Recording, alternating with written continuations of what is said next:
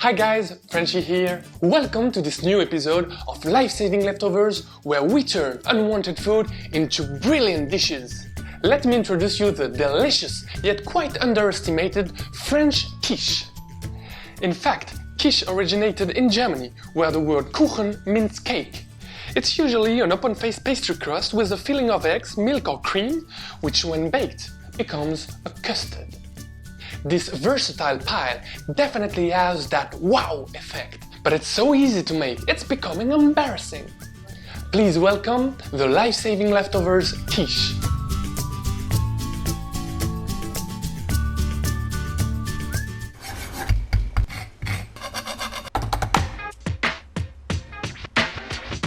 To make things more simple, I made shortcuts. First, let's make the dough from scratch. Wait, it only takes 5 minutes with no resting time and no fancy ingredients. And trust me, you'll end up with the most savory crust you have ever tasted. In a bowl go 2 cups of flour, half a cup of softened butter, just 10 seconds in the microwave. Add 1 egg, a half teaspoon salt. Use your palms and gently rub the dough to combine all the ingredients.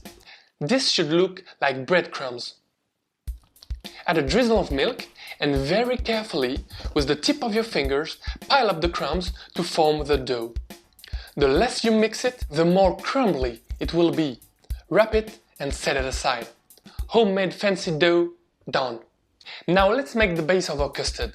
A custard is quite a fancy name. For a cup of cream, another of milk and 3 eggs. By the way, this was a recipe. For a cup of cream, another of milk and 3 eggs.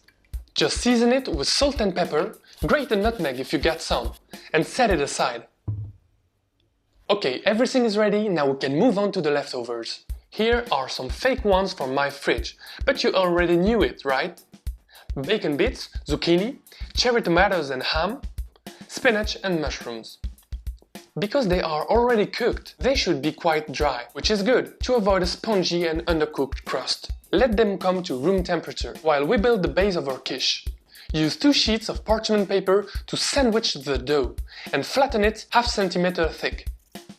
Place it in a pie dish and remove the upper parchment paper. Press it down and remove the excess with scissors.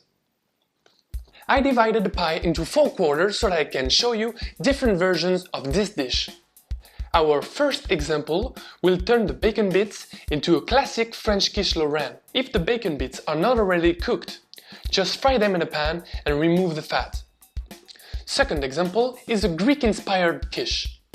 A few zucchini, some feta cheese and a sprinkle of mint leaves. Third example is Italian-inspired. Think of cherry tomatoes without the juices, a bit of mozzarella, curd ham if you got some, and a sprinkle of basil leaves. Last example is just fresh and healthy. Drop the spinach and mushrooms along with a good grating of Gruyere cheese. Custard goes on top. Now all we have to do is pop it in a hot oven on the lowest position available at 180 Celsius or 360 Fahrenheit. The cooking time is about 45 minutes with a good oven. But how do you know if you get a good or a bad oven? Well, if you don't, it's probably a bad one.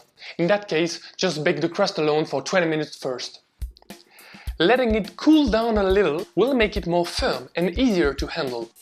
The quiche smells buttery, the crust is crispy and crumbly, and the fillings are amazing. Sweetness and flavor of the French quiche Lorraine. The Greek one has a strength of the feta cheese and freshness from the mint. Sophistication with the Italian one, mozzarella and prosciutto. Finally, the comforting taste of the greens quiche. Just remember that a quiche can hold many types of meat or greens leftovers. It's truly delicious, and with a bit of salad on the side, it's a fast complete meal. Oh, an hour is not that fast. Oh come on, it's just a 10 minutes work, and then the rest is made by the oven. Thank you guys for watching, I hope you enjoyed, and I am sure you've got a quiche version I would love to hear about in the comments right below. Share it, like it, and don't forget to subscribe for the next video. Bye bye.